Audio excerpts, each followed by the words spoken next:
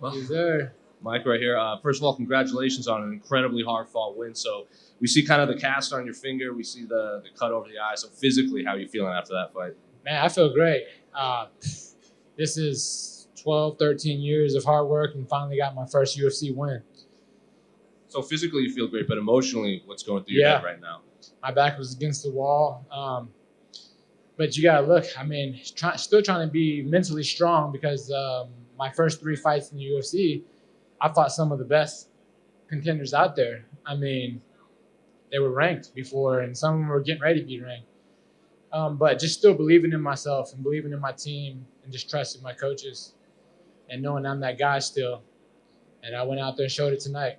So I have to ask about that third round. So obviously that's kind of the talk on social media right now. Everyone assumed you were down 2-0, and then you came out right in his face and were screaming at him and walking him down. Was that going through your head? Like, oh yeah, that's just me. If you go watch my local fights, I'm a little bit slow starter. I gotta, I get my reads. I figure out their timing, what their main combinations are, and then I just start building. And usually by the end of 2, they know they're in for it because 3, I just finished them. Do you feel like you mentally broke him in there in that? Oh yeah, round? Most definitely. The minute I started talking to him and pointing at him and pointing my finger down, that's the shit I live for, man. Sorry about the words, but like I'm here to entertain. That's why I belong in the UFC. So I hope I get a re-sign. And I had a rocky start, but look at the guys that I fought. I'm about that life, so keep me. Let's get a re-sign. So this might be a silly question, but why don't you do that in the first round? To get. I mean, we're in 4-ounce gloves. It's very dangerous business. It don't take much to put someone down in these gloves. So we got to get the reads, the timing, let that that anxious energy die out because like everybody's so twitchy in round 1, and it don't take much but just a little, and you're down.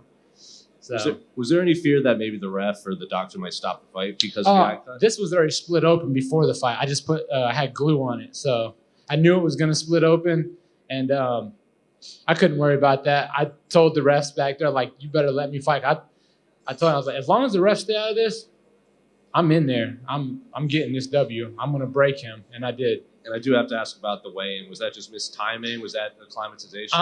Man, the travel over here, and I got staph infection. So I was on antibiotics, and it was rough, man. Those last few pounds, like the medicine I was still taking my antibiotics to try to get rid of my staph infection. Did you get staph here, or did you already have it when you? I had it when I left. It seems you're like the third fighter that's come back here that's revealed that they've had staph infection. The third fighter, dang, that's crazy.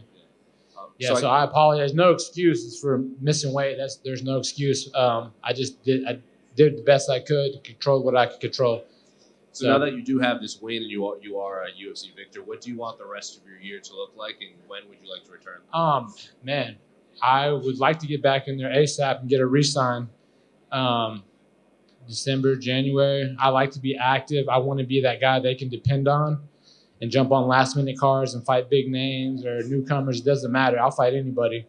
I just love to fight.